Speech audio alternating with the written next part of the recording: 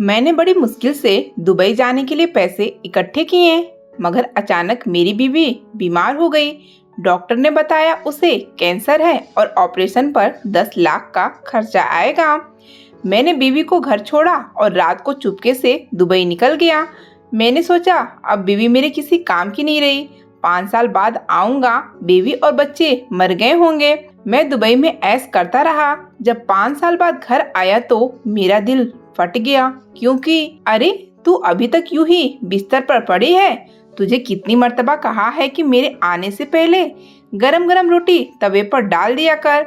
एक तो थका हारा काम से घर आता हूँ, होटल से भी कुछ लेकर नहीं आता, और तू है कि तुझे मेरी फिक्र ही नहीं। जब देखो बिस्तर पर पड़ी रहती है। यह नहीं कि पति घर आ रहा है उसके लिए कुछ खाना ही बना दूं।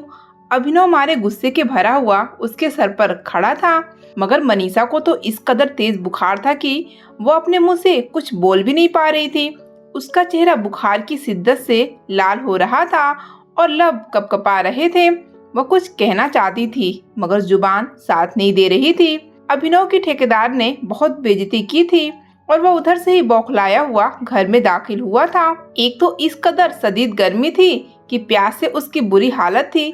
वह तेज तेज कदम उठाता हुआ घर की तरफ चल रहा था।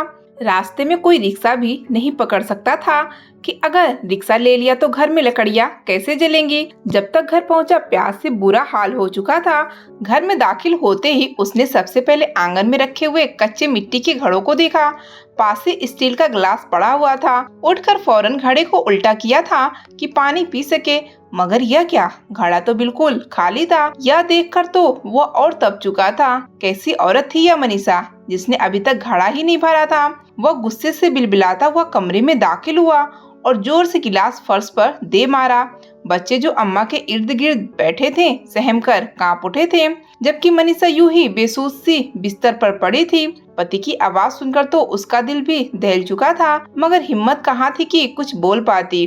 अभिनव उसे बातें सुनाए जा रहा था, उसे लापरवाह और कामचोर बीवी जैसे अल्फाज से नवाज रहा था, मगर वह तो जैसे बेहोशी की हालत में यह सब कुछ सुनती जा रही थी। वो खुद ही आंगन में आया और नलके से पानी निकालकर पीने लगा। अभी तक मनीषा अपने बिस्तर से नहीं उठी थी और यह बात उसे और आग बबूला कर रही थी। वह वहीं आंगन में खड़ा अपने सर पर ठंडा पानी डालते हुए चिल्लाया था। वह गाली देते हुए कहने लगा कि अगर अगले 1 मिनट में उठकर तूने मुझे खाना न दिया तो देखना मैं तेरा हश्र क्या करता हूँ।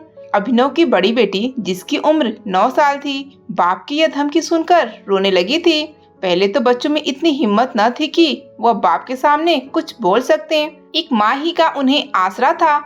जब भी बाप माँ से लड़ता तो वो माँ के पीछे छुप जाया करते थे। फिर जब तक बाप सो न जाता वह जगह से हिलते भी न थे। पहली मर्तबा उसकी बड़ी बेटी तनु फौरन भागकर अपने बाप के पास आई और कहने लगी कि पापा, अम्मा को कुछ मत कहो, अम्मा ने कुछ नहीं किया, मैं रोटी बनाकर दे देती हूँ। उन्हें बड़ा तेज बुखार है, सुबह से वह यूं ही लेटी हैं। उन्होंने सुबह से कुछ भी नहीं खाया, न ही पानी पिया है। आप अम्मा से गुस्सा न हो, उनके लिए कोई दवा ले आएं।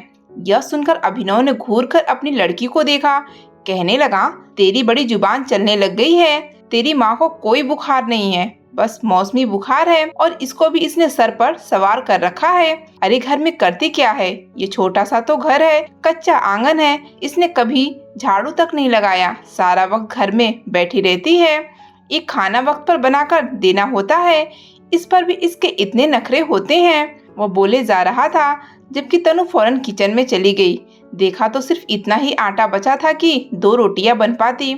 आज तक उसने रोटी नहीं बनाई थी, मगर आज बनाना जरूरी था, वरना उसका बाप फसाद खड़ा कर देता। तनु ने छोटे छोटे पेड़े उठाए और रोटी बनाने लगी। रोटी तवे पर डाली तो उसे याद आया कि अभी तक तो उसने आग ही नहीं जलाई थी। बाहर अभिनव गुस्से से तनु पर चिल्लाया था कि मनहूस मारी, तू भी अपनी माँ की तरह हर काम लेट ही करती है। अभी तक तुझसे एक रोटी नहीं बनाई गई। मैं यहाँ भूख से तड़प रहा हूँ। तुम लोगों के लिए सारा दिन बाहर जलता रहता हूँ और तुम लोग मुझे वक्त पर खाना तक नहीं दे सकते। तनु की आंखों में से तो आंसू निकल आए थे। उसने बनाई हुई कच्ची रोटी को दोबारा वापस प्लेट में रखा और लकड़ियों से आग जलाने लगी। मिट्टी का तेल भी खत्म हो चुका था।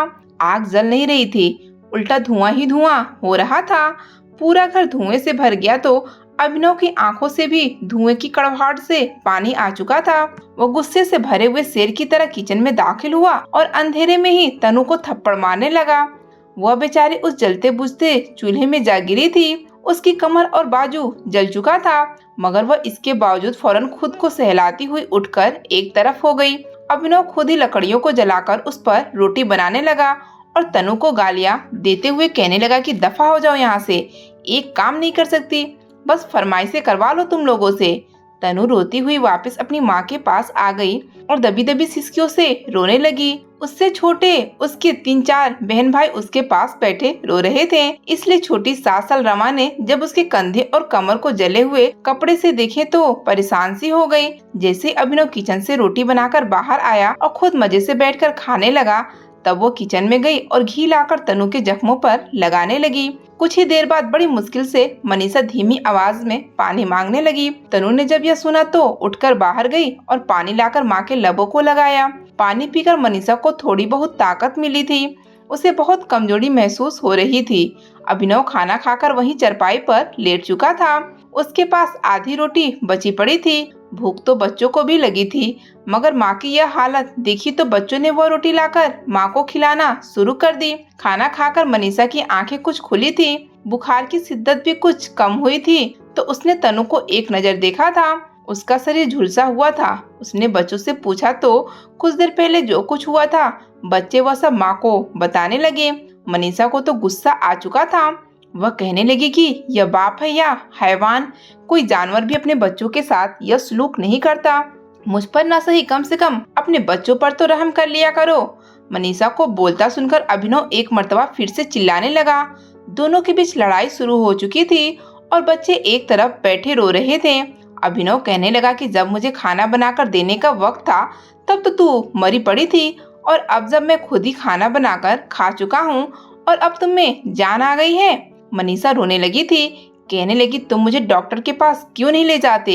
न जाने मुझे क्या होता जा रहा है। मेरी तबीयत दिन पर दिन खराब होती जा रही है। न मेरी आंखें खुलती है और न ही मुझसे कोई काम होता है। तुम मेरा इलाज करवाओगे तो ही मैं तुम्हारे काम कर पाऊंगी। अभिनव खामोशी से वहां से निकल चुका था। उसे सिर्फ और सिर्फ खुद से मतलब था। बीवी बच्चों से उसे कोई मतलब ही न था। बच्चे पैदा करके तो जैसे उसने मनीषा पर कोई एहसान ही किया था।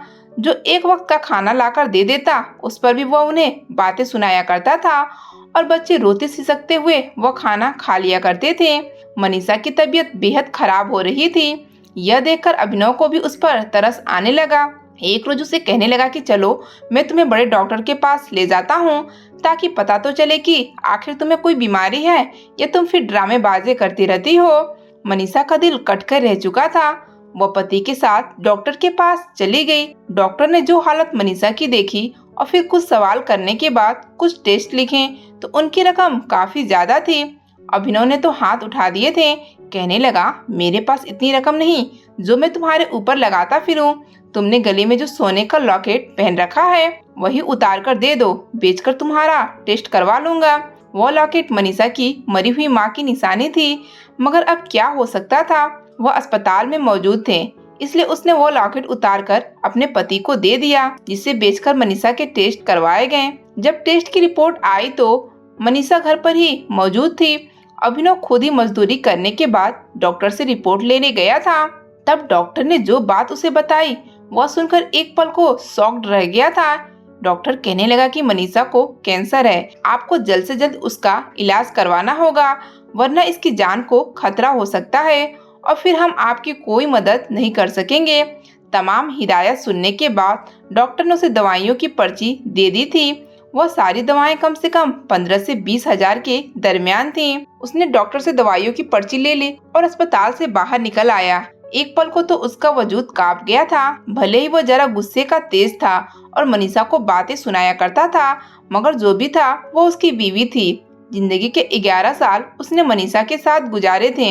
शक्ल सूरत की बड़ी अच्छी थी, मगर जब से यह बीमारी लगी थी उसका रंग और खूबसूरती खत्म हो गई थी। वह काफी कमजोर और हर वक्त बुझी बुझी सी रहने लगी थी। पहले जैसी रौनक उसके चेहरे पर नहीं रही थी, और वैसे भी जिस गरीबी की चक्की में पीस रहे थे, ऐसी हालत में भला किसे प्यार मोहब्बत और इत्तेफाक याद रहता है।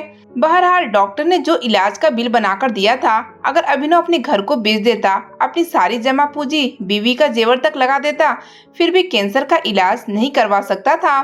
दवाइयों के खर्चे अलग थे। यह सोच सोचकर अभिनव एक नतीजे पर पहुंचा। उसने रिपोर्ट को रास्ते में फाड़कर फेंक दिया और खुद घर चला आया। घर आया तो मनीषा उसी की इंतजार में बैठी थी। आज उसकी तबीयत कुछ बेहतर थी तो उसके आने से पहले ही खाना तैयार कर दिया था। अभिनव घर आया तो मनीषा ने सबसे पहले उसे गर्मा गर्म खाना दिया और कहने लगी कि घर का सौदा खत्म हो चुका है, तुम कल राशन ले आना। अभिनव खामोशी से उसकी हर एक बात सुनता रहा। जब अभिनव कुछ न बोला तो मनीषा खुद ही कहने लगी कि आज मेरी रिपोर्ट आनी थी, क्या आया है उन रिपोर्ट्स में, या तुम अस्पताल गए ही नहीं। यह सुनकर उसने एक नजर मनीषा को देखा और कहने लगा, तू मुझे सुकून से रोटी खाने देगी या नहीं? घर आते ही सवाल करना शुरू कर देती है। अभी मैं खाना खा रहा हूँ। मनीषा की जुबान पर तो वही ताला लग चुका था। वह खामोशी से उसके पास बैठी अपनी उंगलियों को मरोड़ने लगी। बच्चे भी आंगन में खेल रहे थे। इसी इंतजार में थे कि पापा खाना खाकर जो बचाएंगे वह हम अम्मा के साथ मिलकर खा लेंगे। मगर तभी खाना खत्म करने के बाद अभिनव कहने लगा कि डॉक्टर ने कहा है कि तुझे मलेरिया हो गया है। ये छोटी सी शीशी तुझे पीने को दी है। वह कह रहा था कि एक ही सांस में बगैर पानी के पी लेना, तेरी बीमारी ठीक हो जाएगी। मनीषा ने भी सुख का सांस लिया था कि शुक्र है कोई बड़ी बीमारी नहीं निकली। अभिनव ने अपनी जेब से मलेरिया की दवाई निकाली और निकालकर मनीषा को दे दी और कहा कि यह पी लेना। उसने भी खामोशी से सर हिलाया। कई रोज से अभिनव अपने दोस्त के साथ मिलकर दुबई जाने के चक्करों में था। किसी ने उसे बताया था कि एक एजेंट दुबई में मजदूरों को भेज रहा है, वहाँ पर बहुत काम है और उन्हें अच्छे खासे पैसे मिलेंगे। उसने अभी तक मनीषा को कुछ नहीं बताया था। यही सोचा था पूरा हो जाएगा तभी बीवी को बताएगा। मगर अब जब उसने मनीषा की इस बीमारी के बारे में सुना तो उसे न बताने का फैसला तक कर लिया। उसके पास जो भी जमा पूंजी थी वो सब उसने अपने दोस्त के पास रखवा दी थी और जो भी कमा रहा था उसमें से ज्यादातर रकम अपने दोस्त के पास ही रखवाता रहा ताकि दुबई जाने के लिए कुछ रकम अपने पास रख सके। उसका टिकट और वीजा दोनों ही फ्री थे। एक शाम जब वो परेशान हाल में था अपने दोस्त के यहाँ गया तो वहीं से यह खुशखबरी मिली कि उसकी नौकरी दुबई में लग चुकी है और अब कुछ रोज बाद उसे दुबई जाना है। यह सुनकर अभिनव की खुशी की कोई इंतहा न रही। घर में राशन खत्म था। उसने मनीषा को थोड़ा बहुत राशन लाकर दिया था।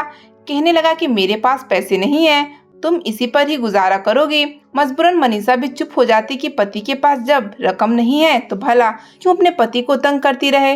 वह खुद भूखी रह लेती और अपने बच्चों को आधी आधी रोटी करके खाने को दे दिया करती थी ताकि वह भूखे न रह सके। एक रोज सुबह अभिनव उठा। वह बड़ा ही खुश था। कपड़े पहने तैयार हुआ। मनीषा उसे गौर से देख रही थी। कहने लगी, क्या बात है अभिनव, आज तुम बड़े तैयार हो रहे हो, ऐसे तो तुम कभी शादी पर भी तैयार नहीं होते। यह सुनकर अभिनव कहने लगा, आज ठेकेदार ने हमें दावत पर बुलाया है इसलिए हम दावत खाएंगे, उसके बाद काम करेंगे। मनीषा खुश हो गई। फिर कहने लगी कि मेरे और बच्चों की तरफ भी ध्यान कर लेना, घर में राशन बिल्कुल खत्म है। आज रात आप राशन लाओगे तो ही हम पेट भरकर खाना खा सकेंगे। मैं नहीं चाहती कि मेरे बच्चे आज रात भूखे सो जाएं। यह सुनकर अभिनव कहने लगा कि फिक्र न कर, मैं आज राशन लेकर आऊंगा। यह सुनकर मनीषा इत्मीनान हो गई, मगर न जाने क्यों उसे दाल में कुछ काला सा लग रहा था।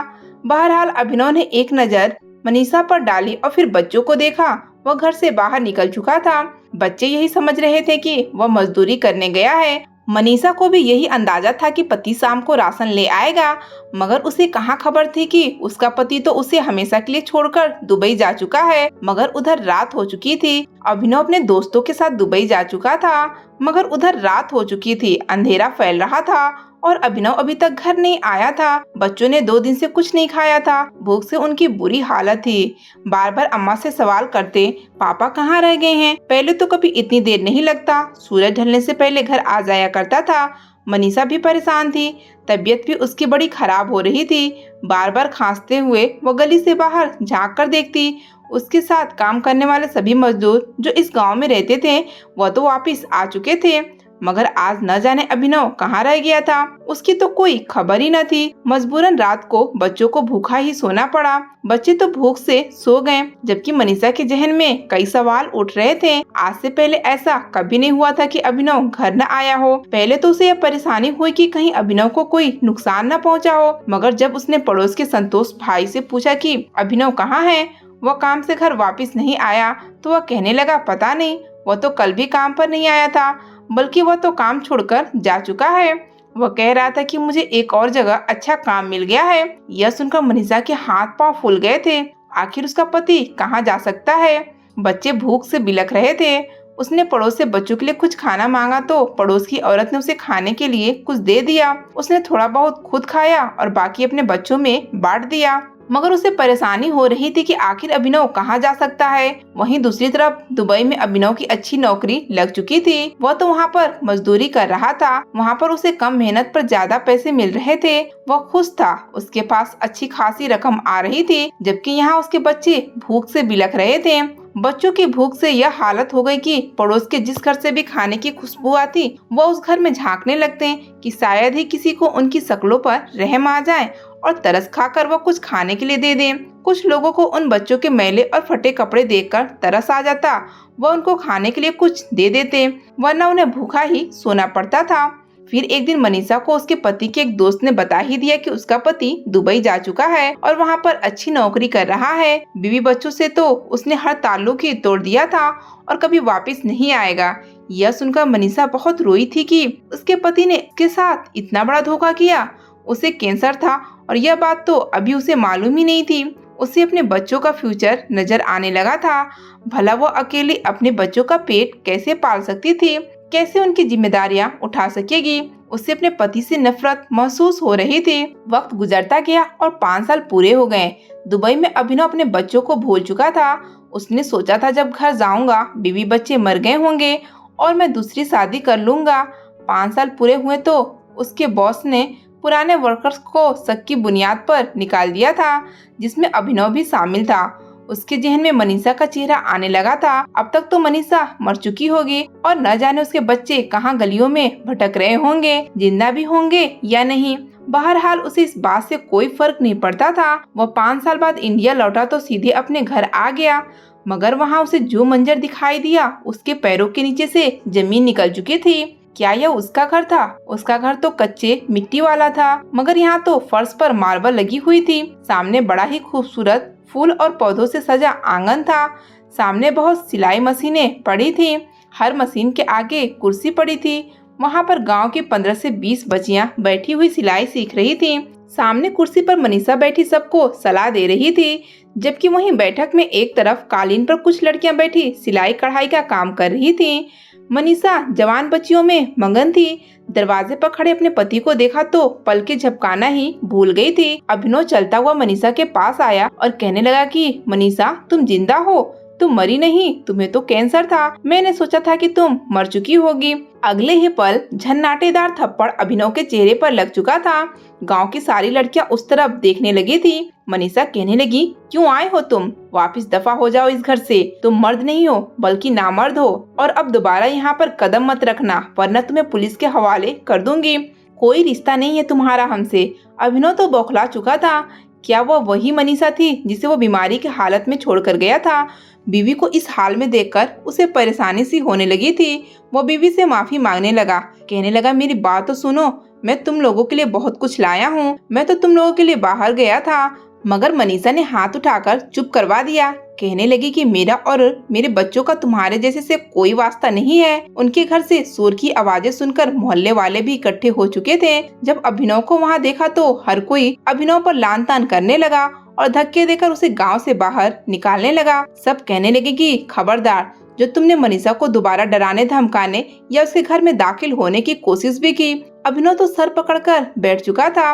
अब गांव वालों से पता चला कि उसके जाने के बाद मनीषा ने अपने बच्चों की खातिर लोगों के कपड़े सिलाई करना शुरू कर दिए थे। वह इस कदर अच्छी सिलाई करती थी कि गांव की लड़कियां उसके पास कपड़े सिलाई कढ़ाई सीखने आने लगी और फिर देखते ही देखते एक कपड़े सिलाई वाली कंपनी की मैडम उसके पास आई और उसे अपने कंपनी में सिलाई कढ़ाई सिखाने वाली टीचर के तौर पर रख लिया। वो हफ्ते के 6 दिन वहाँ पर सिखाती है और फिर इतवार वाले दिन गांव की बच्चियों को सिलाई कढ़ाई सिखाया करती है। उसके बच्चे बड़े अच्छे स्कूलों में पढ़ रहे थे। रही बात मनीषा की कैंसर की, तो वो खुद ब खुद ही उसके जिस्म से खत्म हो चुका था। जिस कदर भूख और तकलीफ उसने काटी थी उसके जिस्म में मौजूद कैंसर के सारे असर खुद ही खत्म हो चुके थे।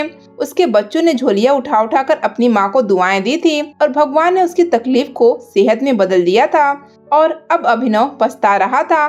दोबारा दुबई जाने का भी सवाल पैदा नहीं होता था, क्योंकि उसकी नौकरी खत्म हो चुकी थी। वो अक्सर काम में हेरा फेरी किया करता था, जिसके बारे में बॉस को पता चल गया था और वह बीवी बच्चों से भी और दुबई की नौकरी से भी हाथ धो बैठा था। तो कैसी लगी आज की कहानी? कमेंट सेक्शन में जवाब जरूर दीजिएगा।